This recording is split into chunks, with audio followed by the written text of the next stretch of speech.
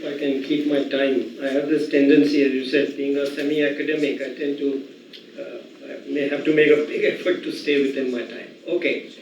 So, what I'm going to do is kind of lay out an overview which kind of is relevant for all three sessions.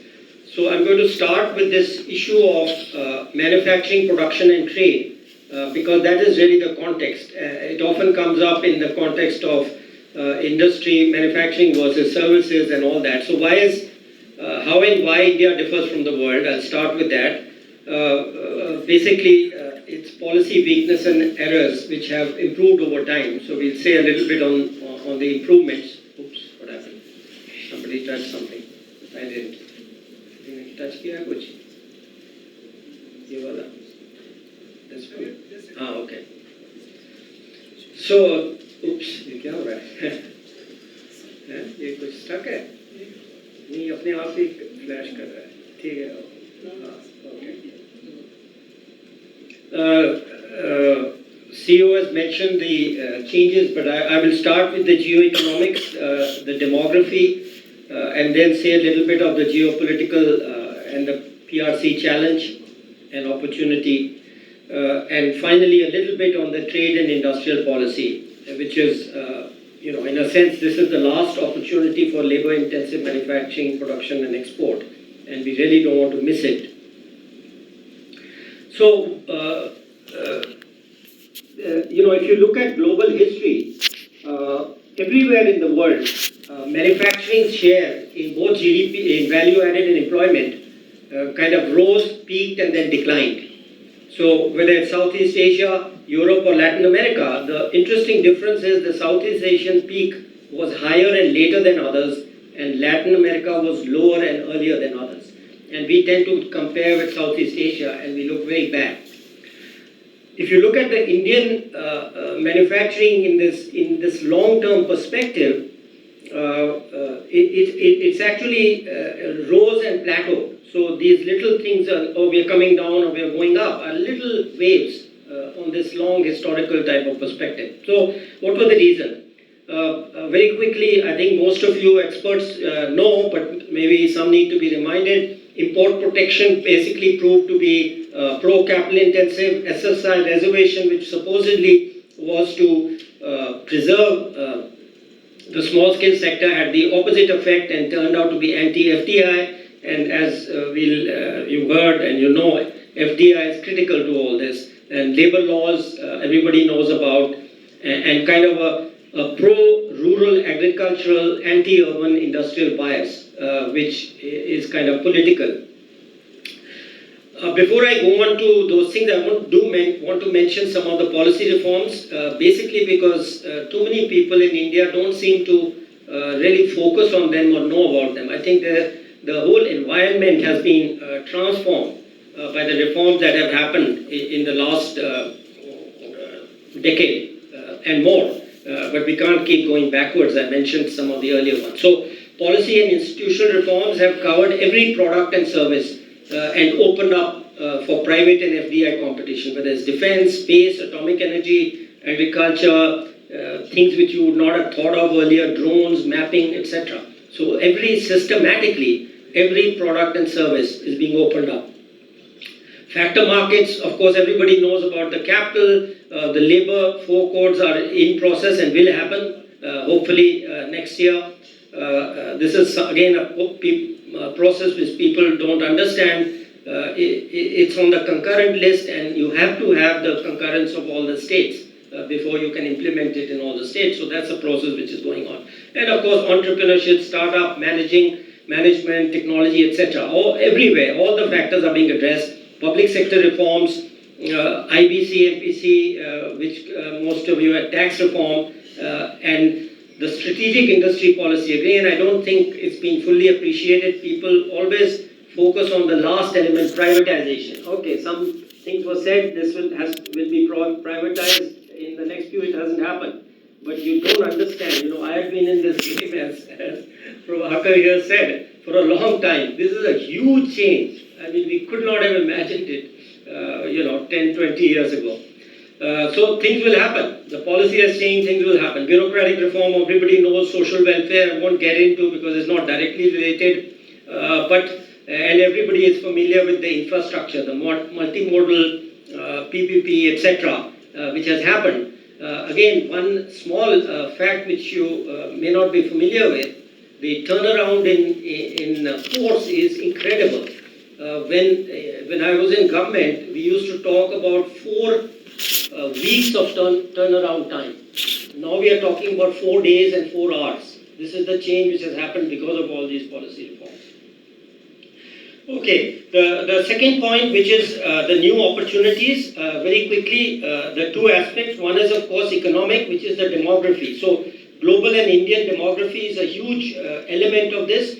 Demographic decline in the developed countries, the declining share of their working population, and correspondingly India's rising share of working population will change the comparative advantage even more strongly, but it's a dynamic thing. And as we are discussing and has been mentioned, at this point, for the next 5 to 10 years, we still have this opportunity for unskilled, labor-intensive manufacturing growth. Over time, it will shift to semi-skilled, which becomes more and more service-oriented, and of course, skilled, labor-intensive. You've got to remember here, we are talking about 1.4 billion people, not 2 million people in one sector or the other. We're talking about the whole economy. So this dynamic shift in comparative advantage, in my view, will drive how the manufacturing and services develop. And of course, the subject of our discussion today, the whole supply chain diversification and kind of the last opportunity to promote labor-intensive manufacturing and exports.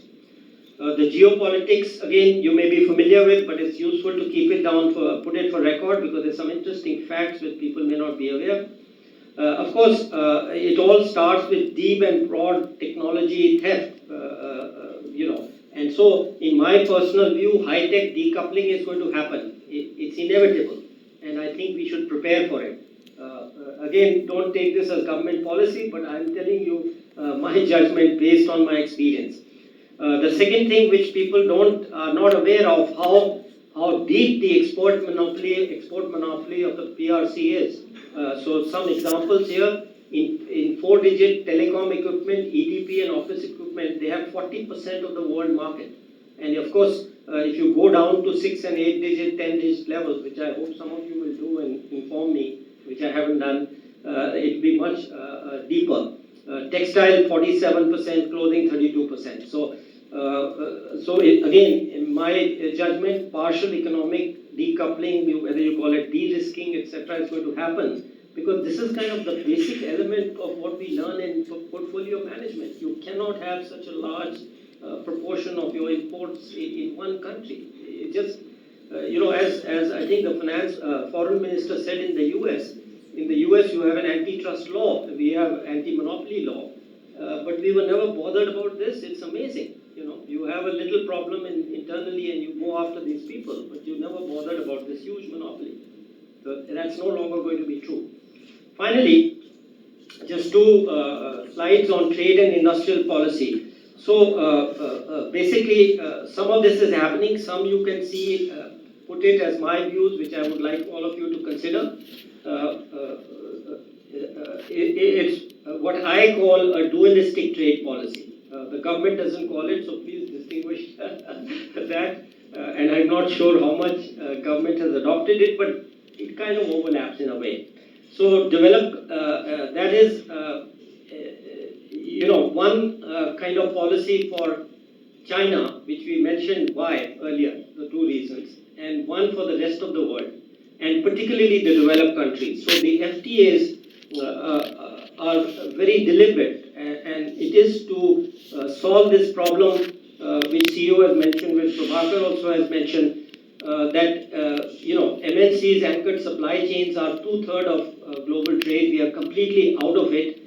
Majority of these chains are linked to MNCs which are headquartered in the US mainly, but also EU, UK, Japan.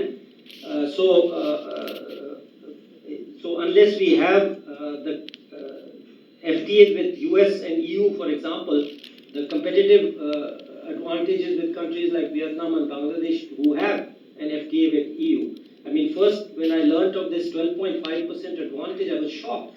That's huge compared to all the little things we keep talking about, how we are uncompetitive. That's a massive advantage. And anchor investors, the point which again some people skills, quality and timeliness. That's the key. That's how you get into the supply chain. So it's not just a matter of export.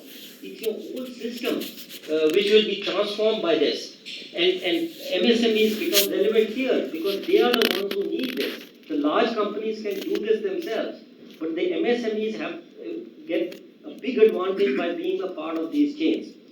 And of course, the next one. So in a way, the rest of the world, near classic free trade plus Atmanirbharta, which is a complicated concept, but even the PM himself has made clear now that the exports are a benchmark. So it is not that we want to be nirbhar and produce crappy goods. We want to produce the global quality goods and we want to be competitive.